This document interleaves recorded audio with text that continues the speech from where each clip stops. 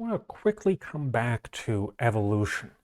So we've been talking about evolutionary systems because, of course, the economy is full of evolutionary systems. If we want to understand it, we need to be thinking in these terms. And a big lesson we got out of that is that it's incredibly hard to predict these things because they are complex adaptive systems. But before I flip back to our page that we're filling up, a concept that I forgot to bring up that is just one of my absolute favorite ideas is the idea of coevolution. Coevolution is when you have two things that are evolving that are responding to each other because, of course, if we think about a squirrel responds to their environment, including the types of trees that are around them, but the types of trees around them also evolve to the presence of squirrels. So oak trees over time maybe developed nice nutritious acorns because it was helpful to have squirrels wanting those acorns, because when squirrels get acorns, they bury them and they forget some of them, and the result is we get more oak trees.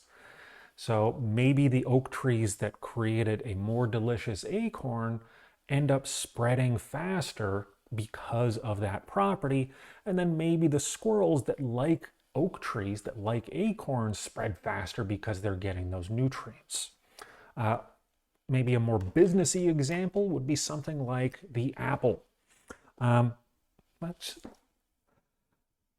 There's two apples. I thought for a second maybe we should talk about the older apple. Apples, the fruit, are something that has certainly been driven by selective pressures. In this case, not natural selection, but intentional selection by humans.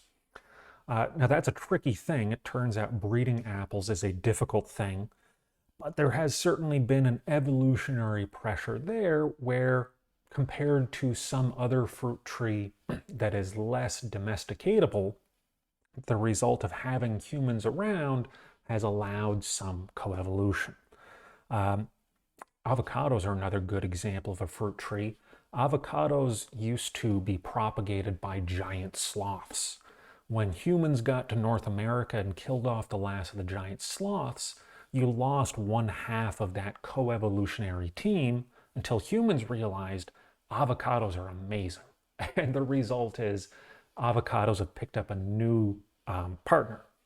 But the other apple, the apple that sells very expensive but very pretty computers, there you've got an evolutionary process where Apple, the company, makes decisions about, say, the App Store. Not the Apple. Well, they make decisions about the Apple Store, but the App Store.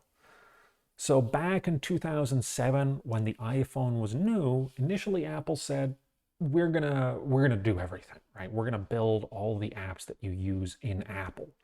But then they introduced the App Store, and suddenly you had a situation where what made the iPhone valuable is that lots of apps were available, right? Apps that weren't predicted to be useful by the company itself.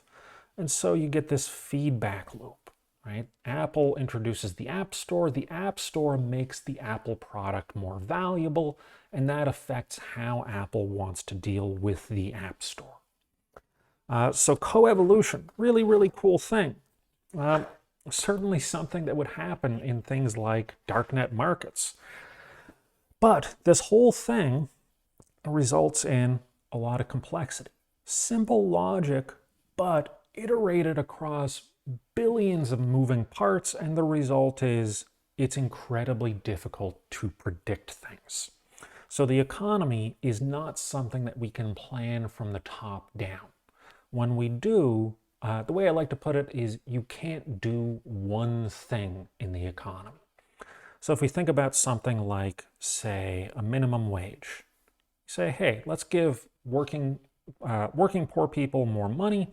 That sounds nice, but of course, the immediate result we get is smaller quantity demanded for low-skilled workers, right? And then we also run into other problems, right? So when we have fewer opportunities for low-skilled workers, we get knock-on effects like unpaid internships. So now we're trying to help the poor, but now we're also cutting off an opportunity to take a low productivity job where you're not getting paid money so much as you're getting paid in experience. Now, if you're not allowed to get that job for, say, $5 an hour, it's only 0 or 15, now you're only going to be able to get that job if you're taking it as an internship. Well, who can afford to take an unpaid internship? Maybe not the people who really need those internships. So when we do one thing that sounds totally nice, it often leads to this law of unintended consequences. It's hard to spell. Unintended consequences. And this is a big part of what economists should be doing, is appreciating how this complexity makes it hard to predict how the system as a whole is going to behave, even if we can make these smaller scale predictions, right? We can predict that something like this makes sense of something like this. We can anticipate that there's going to be some problem. We can't always predict exactly what problem there's going to be. Now, this also ties into another thing Duncan Watts talked about, which is phase transitions. And I like his use of graphs there. Let me take this part of the page.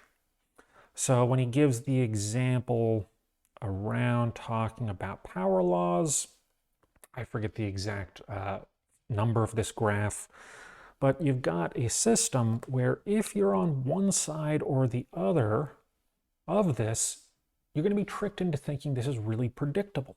So if you're looking at data around here, you say, oh, there's a pattern. When we increase the value of this x variable, we decrease, I think it was path length or average path length. Hey, that's great. Let's just keep doing that. And you might think we're going to go down to here. But this phase transition means that you're doing stuff and in some range it's predictable, but when you go outside that range, if you hit a phase transition, you can move into an entirely different thing, right? And that entirely different thing is going to defy the predictions you made based on the too small sample. Cool, so those are sort of the loose ends that I wanted to get to, that some of them we've seen, some of them we haven't. Don't totally fit in exactly where I was hoping, but I wanted to get them in somewhere. So let me give a quick wrap up of these loose ends, and then we'll talk about the class as a whole. So information and knowledge, two things that sound similar but are very, very different. So learning to ride a bike, we can describe how to ride a bike, right? We can give the instructions, but we can't actually convey that knowledge, say, by sending a report to someone.